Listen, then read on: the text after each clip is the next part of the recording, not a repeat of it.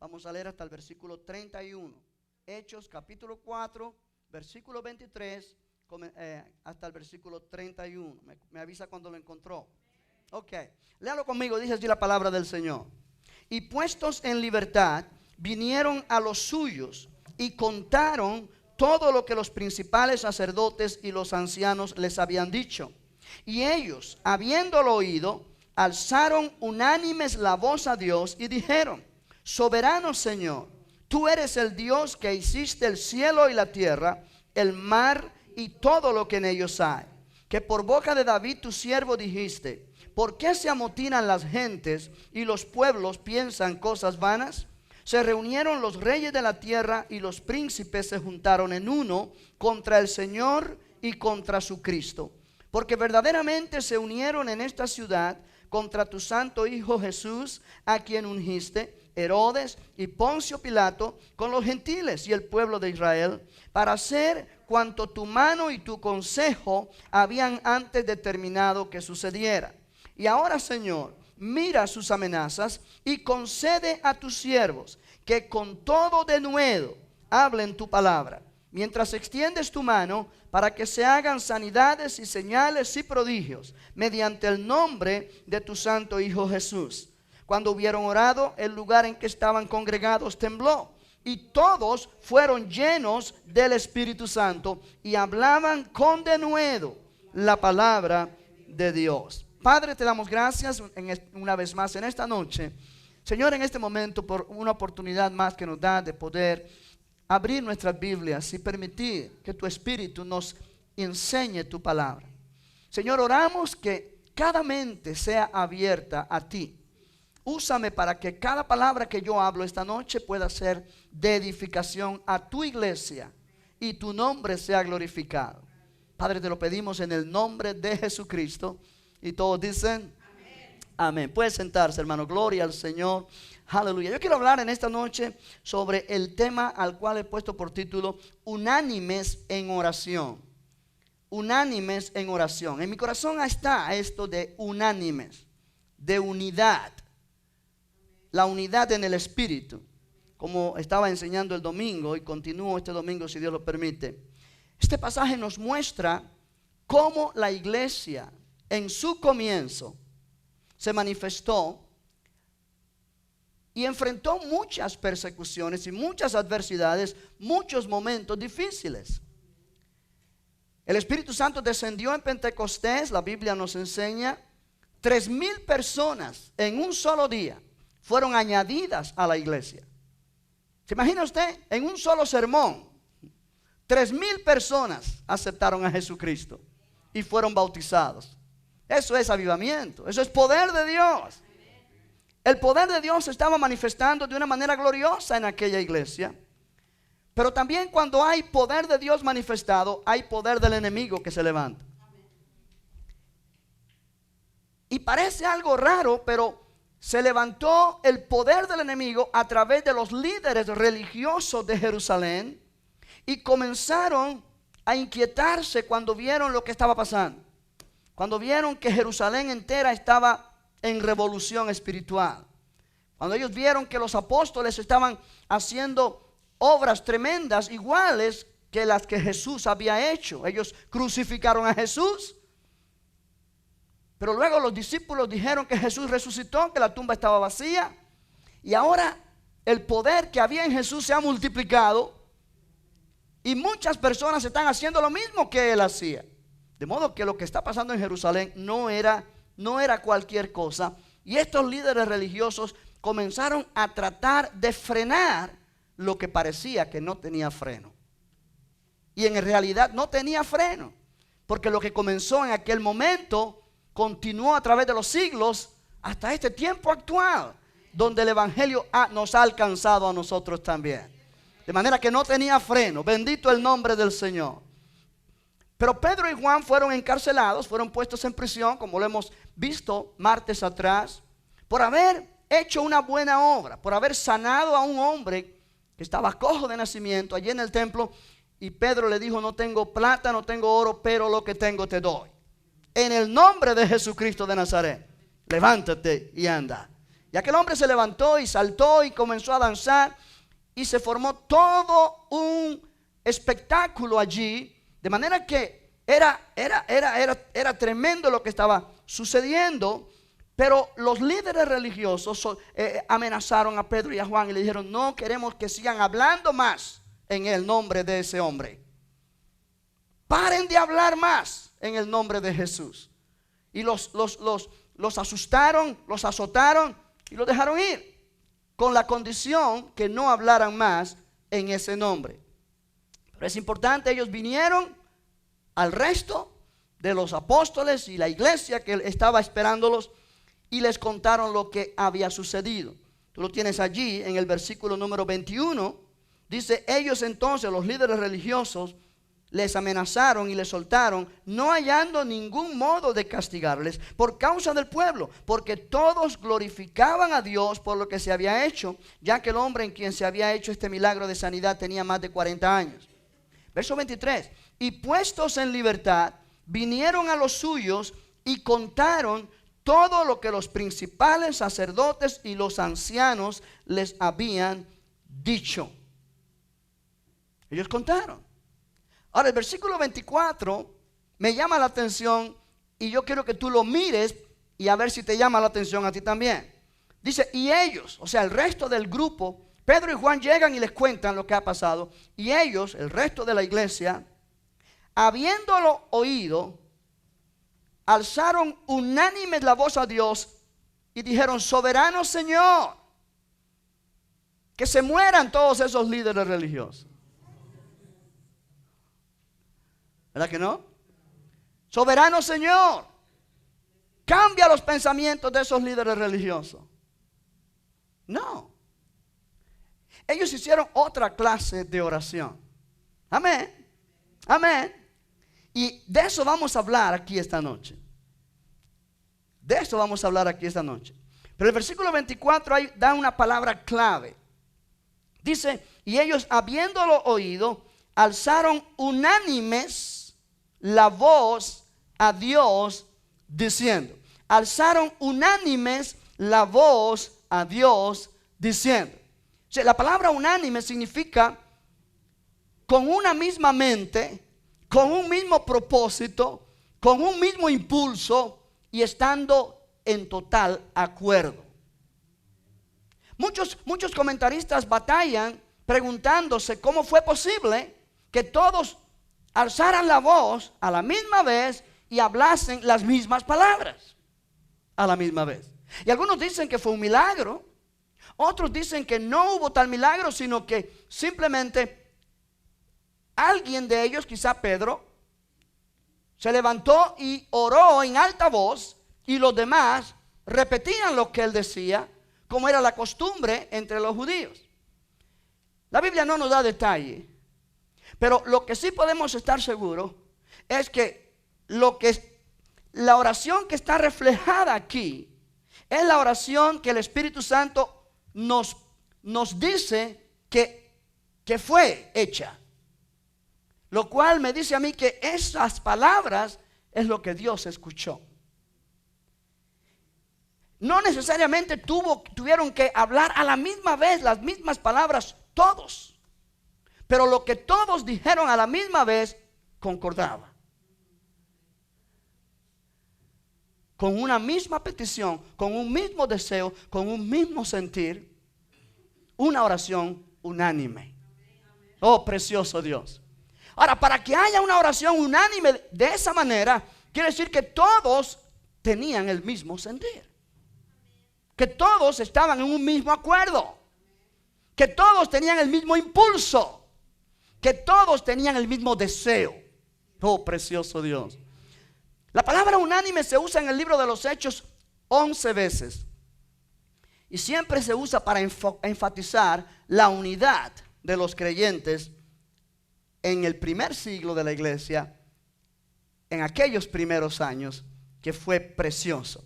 Pero esta oración, iglesia, nos enseña algunas verdades muy importantes que nosotros debemos conocer para orar con efectividad. Si muchas veces nuestras oraciones no son lo efectivo que debieran ser, porque quizá no lo hacemos como debe ser. Y ese es mi punto en esta noche al enfocar este mensaje de esta manera. Estamos enfatizando la unidad en la iglesia, la unidad espiritual, y la unidad espiritual se manifiesta cuando hay unidad en oración. No es cuestión de estar juntos en un mismo lugar solamente, sino juntos en un mismo espíritu, juntos en un mismo sentir. ¿Me está entendiendo? Aleluya. Ahora, ellos reconocieron ciertas cosas cuando ellos manifiestan esta oración, que son una enseñanza para nosotros. En primer lugar, y el primer punto lo puede anotar en su hoja de papel, es que ellos reconocieron que Dios es el Señor soberano. A ver, amén. Si tú no conoces que Dios es soberano y es el Señor soberano, pues tu oración no va a tener mucha confianza en Dios. Yo quiero que imagines el cuadro. Pedro y Juan han predicado la palabra, han hecho milagros y han sido puestos en prisión por predicar a Jesucristo, por hablar en el nombre de Jesús y sanar a un hombre. Y son amenazados de no seguir haciéndolo. Ellos vienen y le cuentan al resto de la iglesia lo que pasa, y ellos levantan una oración a Dios unánime. Ellos reconocen que los líderes religiosos tienen poder en Jerusalén y autoridad, pero que Dios es soberano y tiene todo poder. Amén. Cuando estamos atravesando crisis o problemas y esto puede aplicarse también a la vida personal. Por muy grande que sea tu problema y tu situación, qué bueno es recordar que Dios es soberano y que su autoridad y su poder están por encima de todo poder terrenal. Bendito el nombre de Jesucristo. Es interesante, la palabra Señor allí, note que el versículo 24 dice: y ellos, habiéndolo oído, alzaron unánimes la voz a Dios y dijeron: soberano Señor.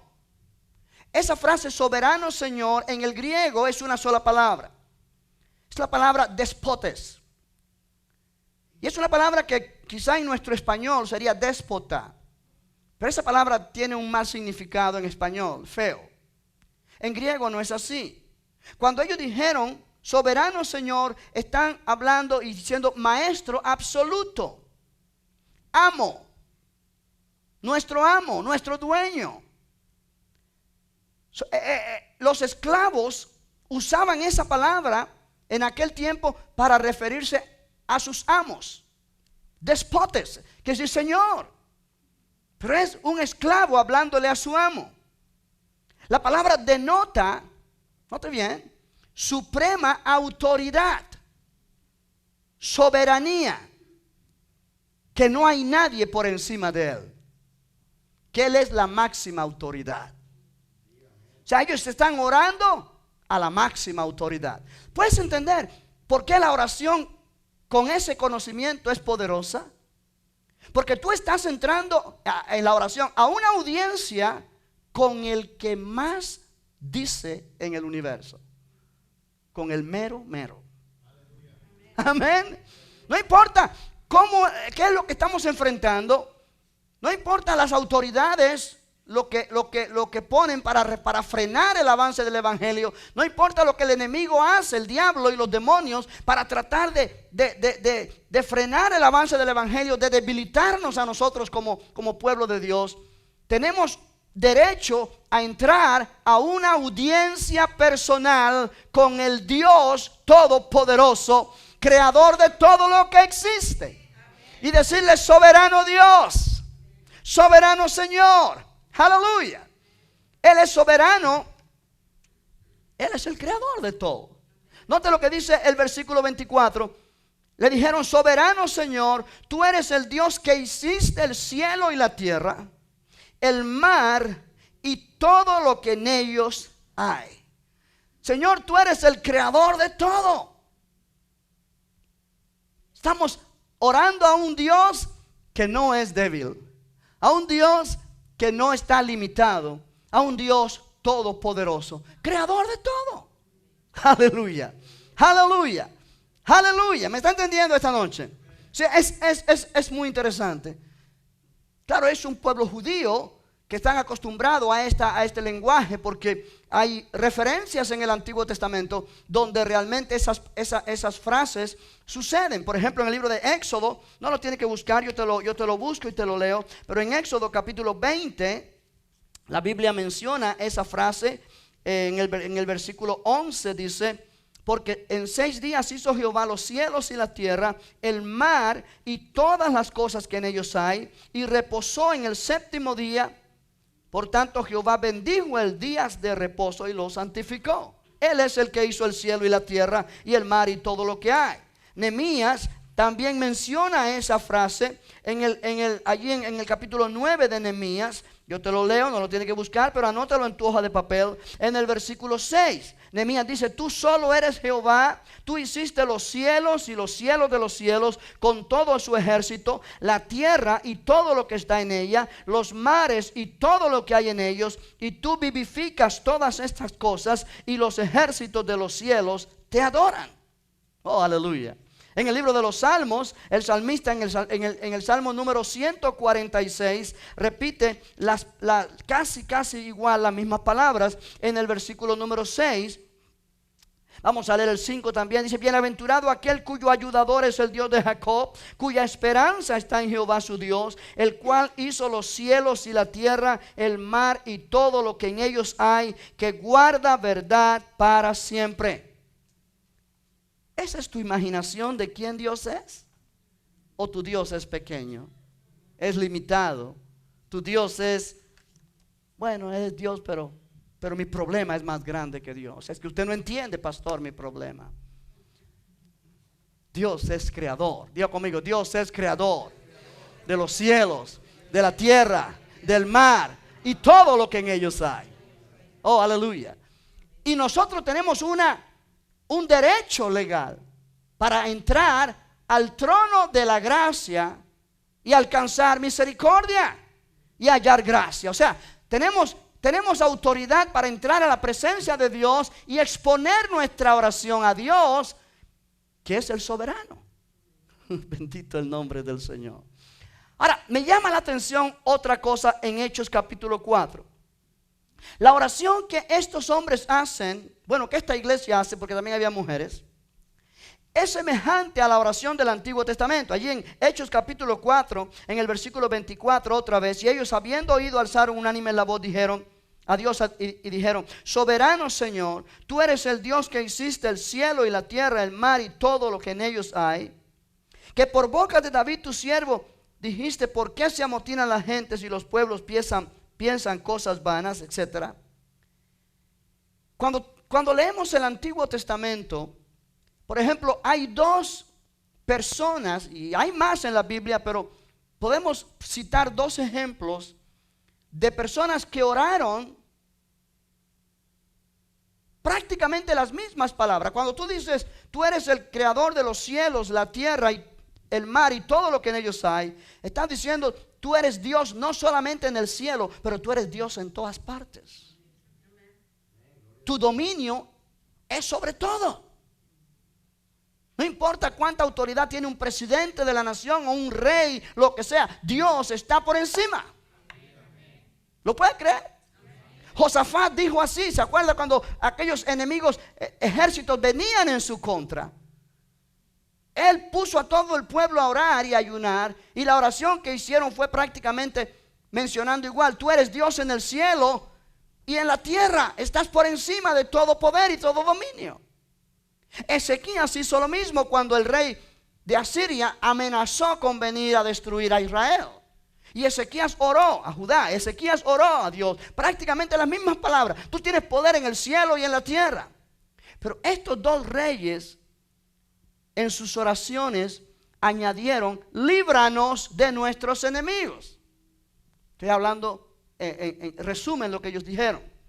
La oración de ellos fue: Señor, tú tienes poder sobre todos estos enemigos, líbranos de estos enemigos.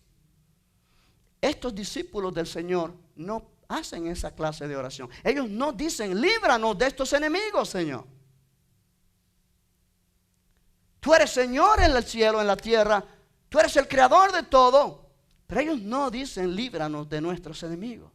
Cambia la mente de nuestros enemigos. No, ellos no oran de esa manera.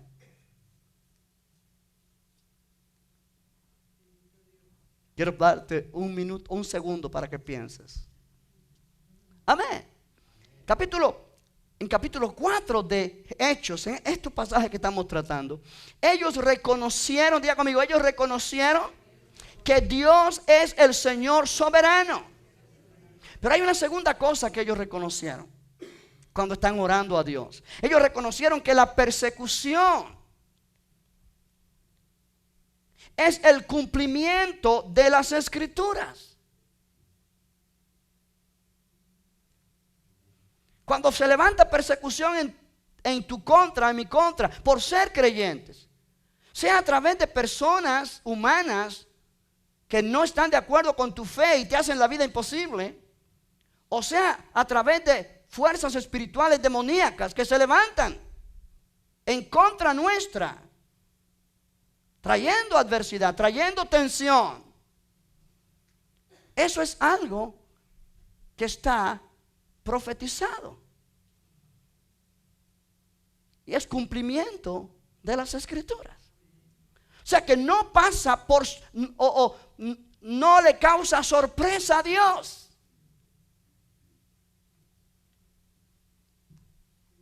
Piensa en eso. Quizás tú estás pasando por un momento difícil hoy. Y tú te has sorprendido. Porque se ha levantado contra ti algo que tú no esperabas y no conocías. Señor, yo te he buscado, yo te he servido, y mira lo que se levanta, Señor. Señor, mira lo que me está pasando. Eso no le toma por sorpresa a Dios. Dios sabía que te iba a pasar. Dios sabía. Está escrito en las palabras. Ahora eso me da aliento a mí. Porque si Dios sabía que eso iba a pasar, Dios tiene la solución antes de que pase. Porque Él lo conoce todo. ¿Eso no te ayuda? ¿Eso no te fortalece tu fe? Note que la oración que estos hombres o que esta iglesia hace no se parece mucho a las oraciones que nosotros hacemos.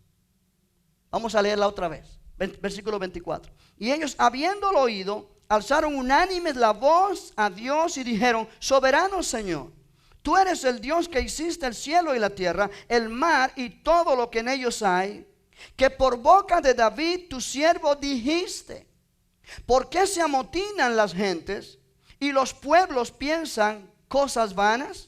Se reunieron los reyes de la tierra y los príncipes se juntaron en uno contra el Señor y contra su Cristo.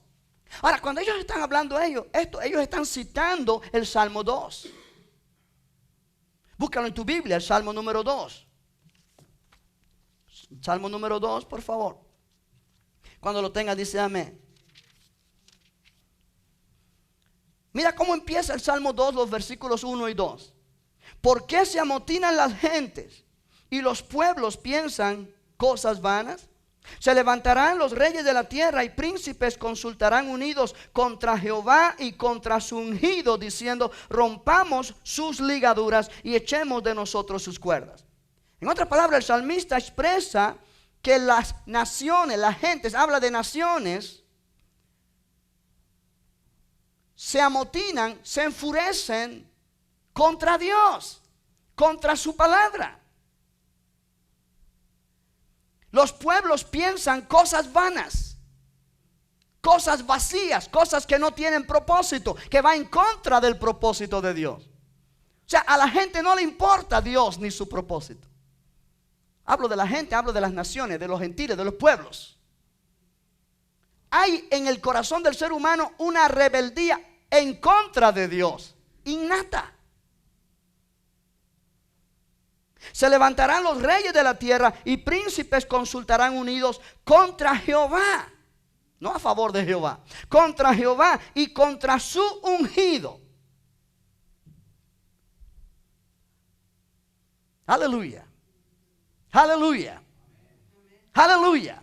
O sea, a través del salmista Dios está hablando y está diciendo: el ser humano se rebela contra Dios, contra su voluntad, contra su propósito, y esto hace que el pueblo de Dios sufra los ataques de esta gente que se oponen a que la voluntad y el propósito de Dios se cumplan.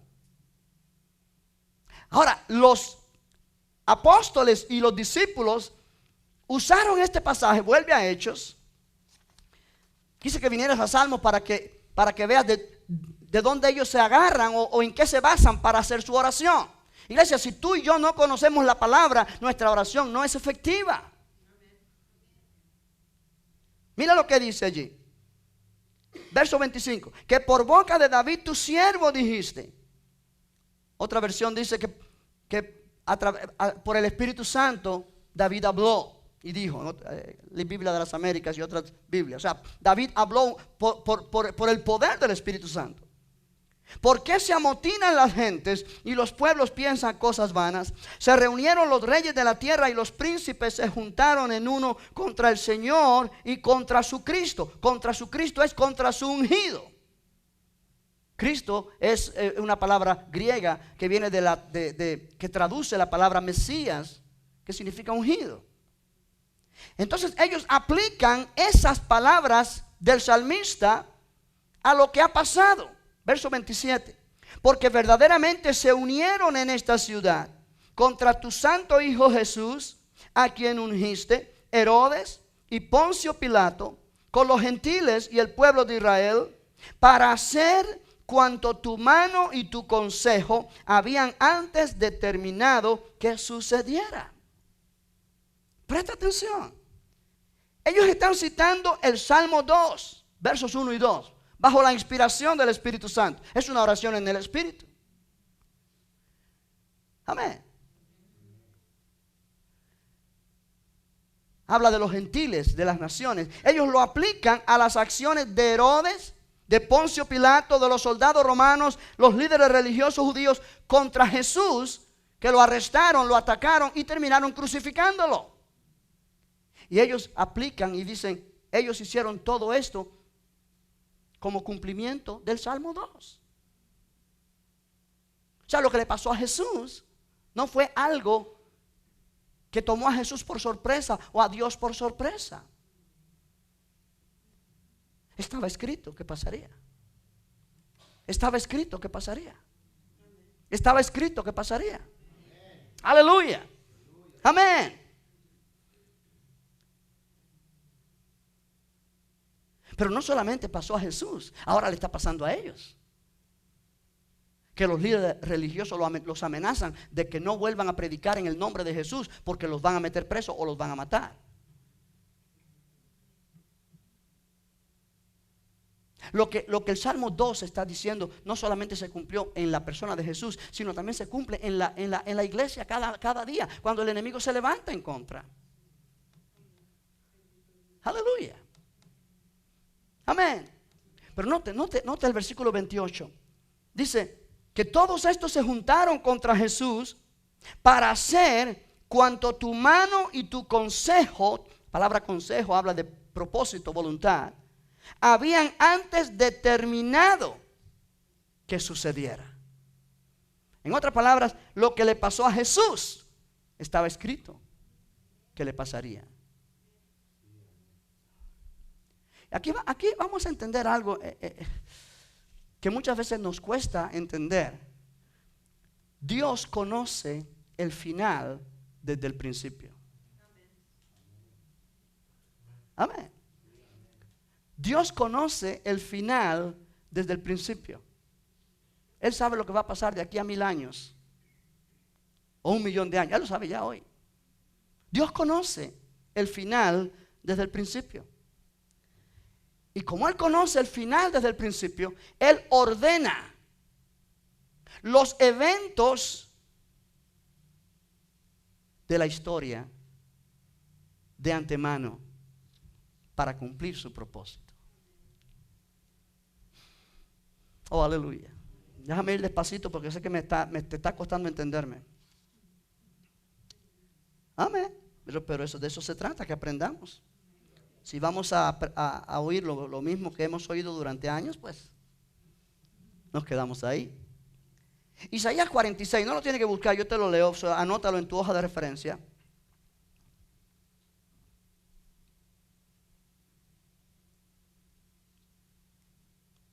El versículo 9 dice: acordaos de las cosas pasadas desde los tiempos antiguos, porque yo soy Dios y no hay otro Dios, y nada hay semejante a mí, que anuncio lo por venir desde el principio y desde la antigüedad lo que aún no era hecho, que digo, mi consejo permanecerá y haré todo lo que quiero.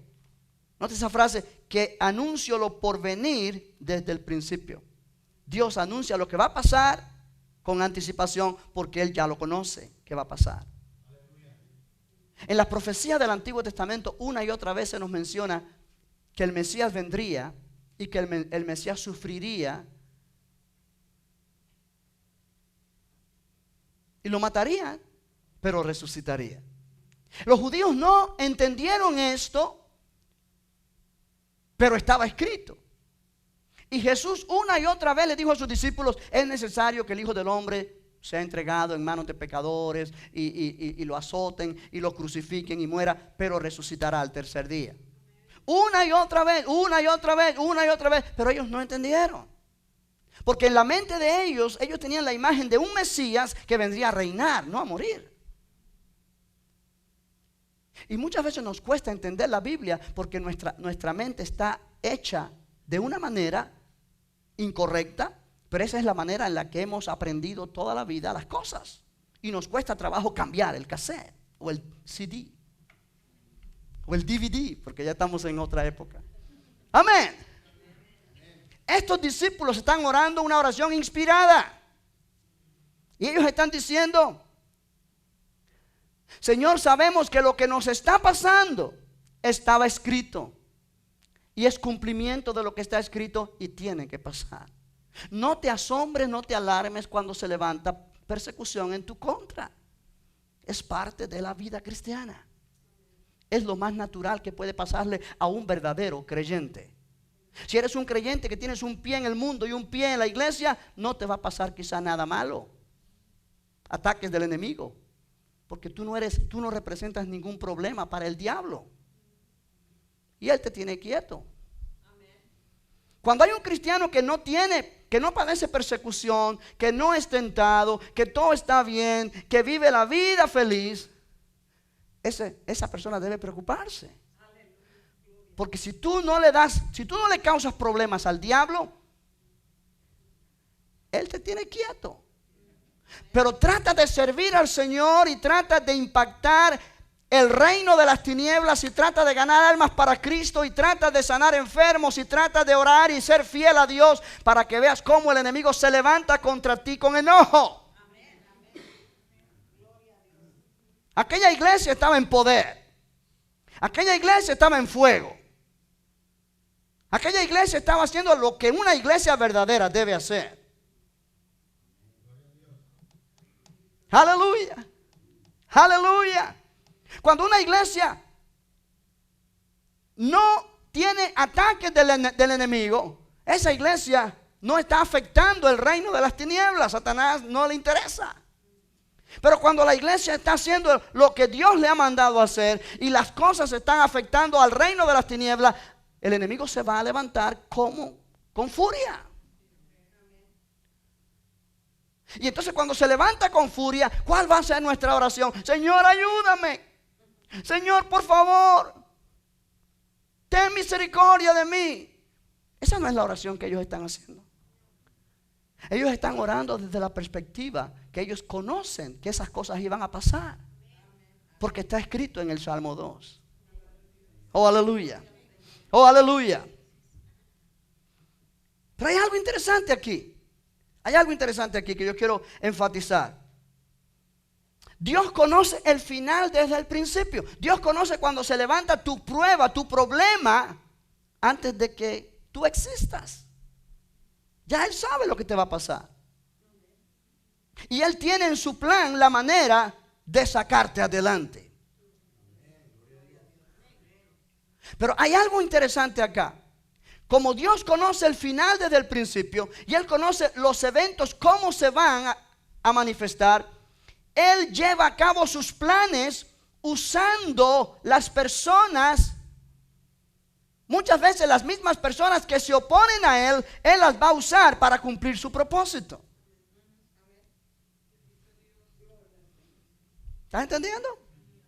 Él usó a Herodes, Él usó a Pilato, Él usó a los líderes religiosos judíos que no creyeron en Jesús y terminaron crucificándole. Él usó a ellos para cumplir su plan, porque Jesús tenía que morir para poder traer salvación a la humanidad. Aleluya. Si Dios hubiera librado a Jesús de sus enemigos, Jesús no hubiera ido a la cruz. Y es lo que Pedro hizo cuando le cortó la oreja al soldado. Jesús le dice: ¿qué hiciste? Esto tiene que pasar. ¿Cómo entonces se cumplirían las escrituras? Aleluya. Yo tengo que resucitar para traer salvación al mundo, pero para resucitar tengo que morir. Y para que muera tiene que haber gente que se levante y me den muerte. Él no se murió de un ataque de corazón. Él no se murió de una enfermedad. A Él no le dio cáncer. Él se murió porque Él dio su vida. Pero Él dio su vida y murió a través de sacrificio y de azotes y de crucifixión. Y tuvo que haber personas que se brindaran para llevar a cabo toda esa muerte de Jesús. Empezando por Judas, que lo entregó. Jesús dijo: el Hijo del Hombre va a ser entregado, pero hay de aquel por quien es entregado. En otras palabras, los que crucificaron a Jesús hicieron la voluntad de Dios sin saberlo. Pero no quiere decir que eran siervos de Dios y que Dios los tiene en la gloria ahora. Si no se arrepintieron, están en el infierno. ¿Por qué? Porque ellos rechazaron a Cristo. Ellos fueron instrumentos del plan de Dios, pero ellos no sabían que estaban siendo instrumentos del plan de Dios. ¿Me está entendiendo? Es como los hermanos de José. Los hermanos de José lo atacaron una y otra vez. Terminaron vendiéndolo a una caravana de mercaderes como esclavo para Egipto. Y José sufrió lo indecible por muchos años. Y cuando se encontró con ellos de vuelta al final, José les dice: lo que ustedes planearon para hacerme mal, pero Dios lo tornó para bien. Quiere decir que Dios fue dirigiendo los eventos de la historia de la vida de José para cumplir su propósito. José llegó a ser el gran gobernador de Egipto, pero para llegar allí tuvo que pasar por una senda muy dolorosa en su vida. Y el enemigo quiso matarlo más de una vez, pero Dios lo fue protegiendo y lo fue dirigiendo y lo fue guiando hasta llegar a ser José lo que Dios quería que fuera, para dar vida a mucha gente. De la misma manera Jesús, pero de la misma manera la iglesia. Sí, enfrentamos ataques del enemigo, enfrentamos problemas que se levantan, enfrentamos muchas situaciones adversas. Pero a través de esas situaciones adversas hay oportunidades para que Dios se glorifique. Oh, aleluya. Oh, aleluya. Oh, aleluya. Note lo que dice el versículo 28 a través de Hechos 4. Para hacer cuanto tu mano y tu consejo habían antes determinado. Note la palabra, determinado que sucediera. Dios determinó de antemano lo que iba a suceder. Dios lo decretó, Dios lo decidió. Es lo que la palabra significa. Determinar algo de antemano es ordenar de antemano que algo pase. Dios determinó de antemano los sufrimientos de Jesús. Dios determinó de antemano la muerte de Jesús. Dios determinó de antemano la salvación que vendría a nosotros a través de un hombre muriendo en una cruz por nosotros. Pero Dios también determinó de antemano la iglesia del Señor poderosa. ¿Y cómo se hace poderosa? A través de situaciones adversas, a través de circunstancias que se levantan. Es allí donde nosotros manifestamos lo que realmente somos. Nuestras oraciones muchas veces son pidiendo liberación. Ay, Señor, líbrame de ese manager que me tocó. Señor, mira ese compañero de trabajo que ya no lo aguanto. Señor, que lo despidan. Llévatelo para otra compañía, Señor. Sí, esa es nuestra oración prácticamente. Queremos estar bien. Si una vez una persona se enojó conmigo porque yo le dije, ¿pero por qué? Porque pidió precisamente esa oración. Tenía una persona en el trabajo que le molestaba mucho y otra persona le dijo, pues ora a Dios que se lo lleve. Dígole, ¿por qué va a orar que se lo lleve? A lo mejor en el plan de Dios está que esa persona esté ahí. Y se va a glorificar a través de tu testimonio. Y la persona se enojó conmigo. Pero piensa en eso. La iglesia no está pidiendo, Señor, desaparece a estos líderes religiosos que nos están haciendo la vida imposible. Señor, hay miles de almas por alcanzar, pero estos líderes están oponiéndose. Señor, quítalos del medio.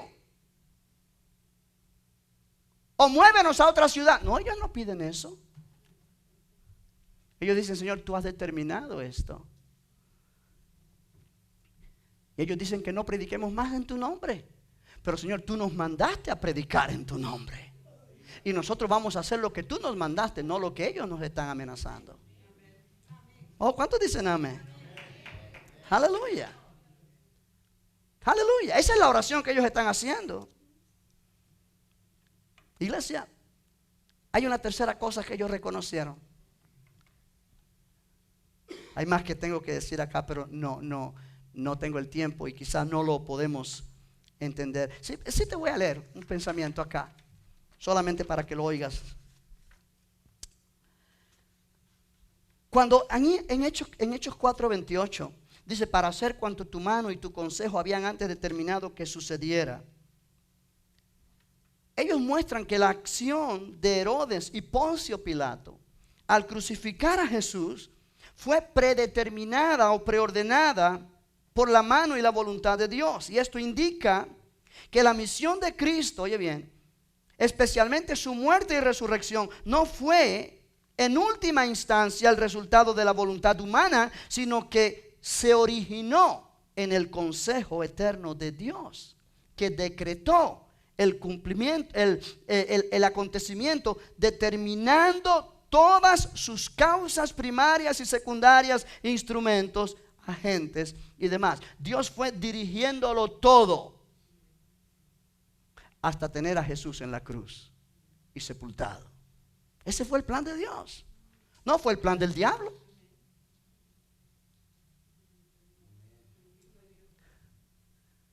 Amén. Porque es a través de Jesús que vino salvación a nosotros. Y para que hubiera salvación tenía que haber muerte. Él tenía que morir en nuestro lugar, sufrir en nuestro lugar, pagar por nuestro pecado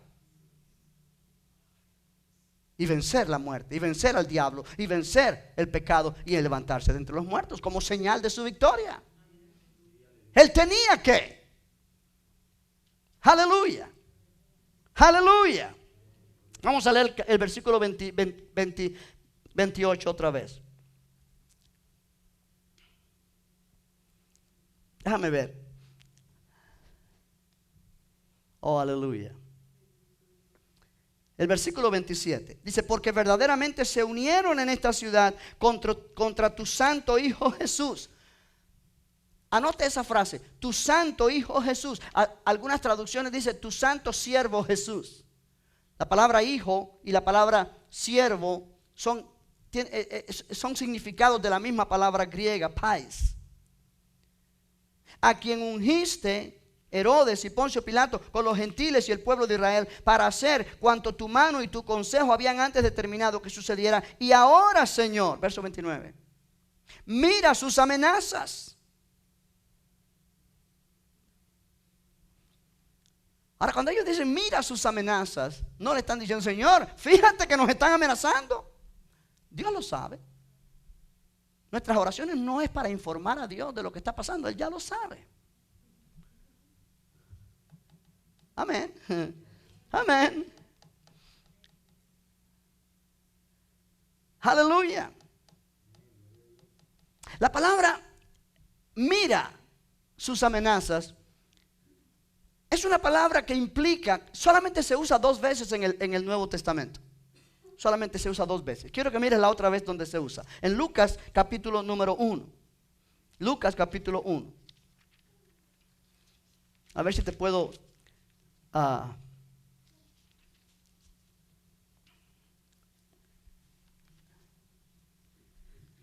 abrir tus ojos a esta verdad, como el Señor me abrió mis ojos en esta verdad.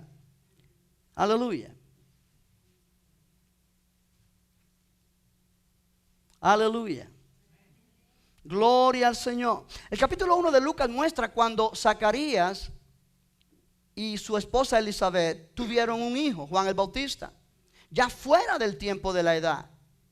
Ellos habían pedido a Dios un hijo, pero habían pasado los años y ya estaban viejos y no hubo hijo. Pero al pasar el tiempo, Dios se le apareció a través del ángel Gabriel y le dice a Zacarías que tendrá un hijo y su nombre se llamará Juan. En el versículo 25, hablando Elizabeth de lo que le ha pasado, dice: así ha hecho conmigo el Señor en los días en que se dignó quitar mi afrenta. Una mujer estéril en aquel tiempo era una afrenta, era una humillación. Quitar mi afrenta entre los hombres. Así ha hecho conmigo el Señor en los días en que se dignó. La palabra se dignó es la misma palabra que allí en Hechos se dice: mira sus amenazas. Mira. O sea, literalmente lo que está diciendo Elizabeth es: así ha hecho conmigo el Señor en los días en que miró o en que me miró para quitar mi afrenta entre los hombres. La palabra mirar habla de mirar en este pasaje favorablemente. Mirar favorablemente. Dios miró favorablemente a Elizabeth y le dio la habilidad para embarazarse. Pero esa palabra mirar favorablemente también puede ser usada mirar desfavorablemente, lo cual implica mirar para castigar. Y esa es la manera en la que se usa en Hechos. Cuando ellos dicen: Señor, mira sus amenazas. Mira sus amenazas. Mira las amenazas que ellos nos están haciendo. Mira sus amenazas para castigar, no para favorecerles a ellos. Mira para castigarlos. Mira sus amenazas para en una manera que no los va a favorecer a ellos.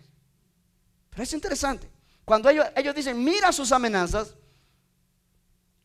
mira para castigarlos, por decirlo así, no es la intención de que ellos se mueran o que ellos se enfermen o que ellos cambien de parecer. Dice: mira sus amenazas y concede a tus siervos que con todo denuedo hablen tu palabra.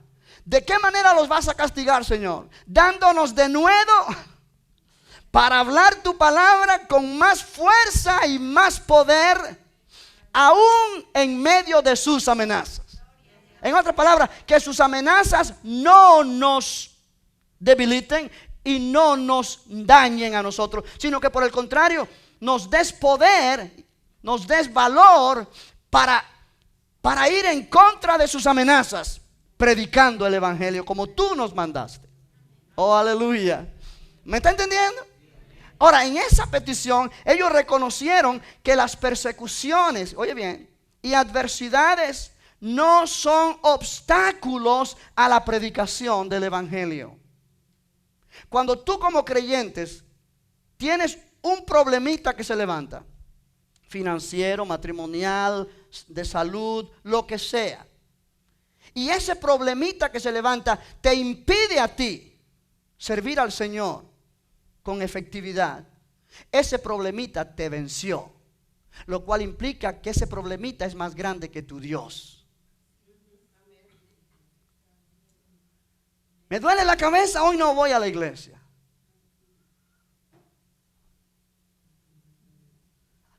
Amén. Tengo este problema en el trabajo. Ya. Dios a mí no me escucha. Ya no voy a la iglesia. Ya no voy a seguir leyendo la Biblia. Ya no voy a seguir hablándole de Cristo a la gente. ¿Por qué? Porque Porque Dios no oye mi oración. Estás pidiéndole a Dios que quite la persona que te da problemas, cuando a lo mejor Dios no la quiere quitar, porque quiere que tú seas un testimonio para traer a Cristo a esa persona, con tu ejemplo. Mira sus amenazas y concede a tus siervos. En otras palabras, Señor, que esta persecución que se levanta, que estas amenazas, que esta adversidad no sean un obstáculo a la predicación del evangelio. Que nosotros sigamos predicando como si nada hubiese sucedido, porque tú nos das valor y fuerza para hacerlo. Cuando la iglesia hace esta clase de oración, el enemigo se da cuenta que sus estrategias no le funcionan, y que mientras más él amenaza, más fuerza el Señor nos da para contrarrestar las amenazas del enemigo. Y lo que hace, lo que el enemigo quiere hacer para destruir, Dios lo torna para bendecir. Y muchas veces hay sufrimiento en el camino. Muchas veces hay dolor. Hay incomprensión de los demás. Te dan la espalda a las personas en quien más confiaba, porque tú estás haciendo las cosas bien. Y eso duele. Amén. Pero cuando tú le pides a Dios de nuevo, para que esas cosas no te achicopalen, sino que por el contrario te levanten. Oh, aleluya. Tú estás orando la oración correcta. Tú estás diciendo: Señor, yo estoy orando que ninguna de estas pruebas, adversidades, persecuciones, problemas frenen mi entusiasmo por servirte a ti. Frenen mi deseo de glorificarte a ti. Frenen mi deseo de poner en función el talento y el don que tú me has dado. Sino que al contrario, me des más fuerza para que el enemigo vea que él no puede conmigo, porque tú eres más grande el que estás en mí. Aleluya. Mientras extiendes tu mano, verso 30, para que se hagan sanidades y señales y prodigios mediante el nombre de tu santo Hijo Jesús. La misma frase que aparece en el versículo 27. Verdaderamente se unieron en esta ciudad contra tu santo Hijo Jesús y lo mataron. Pero ahora, Señor, que nosotros podamos hacer señales y maravillas mediante el nombre de tu santo Hijo Jesús. Ese Hijo Jesús a quien ellos mataron, pero tú lo has resucitado, y en el poder de su nombre hay victoria. Y que ahora nosotros podamos actuar en el nombre de tu santo Hijo Jesús para hacer la obra que tú nos mandaste a hacer. Y el enemigo se dé cuenta que a nosotros nadie nos detiene. Cuando la iglesia hace esa oración unida, unánime, en un mismo espíritu, que todos tienen el mismo deseo, el mismo sentir, no hay diablo que pueda impedir que la iglesia avance. No hay demonios que puedan impedir. Ellos se levantan y tratan de hacer la fuerza, pero el poder de la oración que viene cuando la iglesia está unida en esa manera es mucho más grande que el poder de 1000 demonios. Verso 31. Cuando hubieron orado, el lugar en que estaban congregados tembló, y todos fueron llenos del Espíritu Santo y hablaban la palabra de Dios. ¿Cómo? ¿Cómo? Con denuedo. Bendito el nombre del Señor. Iglesia, y termino. Eso pasó 2000 años atrás, pero todavía en este tiempo la oración colectiva de una iglesia que está unánime, en un mismo espíritu, en un mismo sentir, clamando a Dios conforme a su palabra, es escuchada por el Señor y es contestada por el Señor, y cosas tremendas pasan. Y cosas tremendas pasan. Dios no ha cambiado. Quizá tú en esta noche estás atravesando por una crisis, por problemas, hay debilidad, hay ataques. ¿Quién sabe cuántas cosas pueden estar pasando en tu persona o en tu hogar o en tu familia? Pero que este mensaje nos ayude a levantarnos en el poder de Dios, y que nuestra oración sea la oración: Señor, que nada que se levanta en contra nuestra detenga nuestro avance como iglesia tuya en este mundo. Es solamente así que el enemigo se da cuenta que la iglesia de Cristo es más poderosa que Él.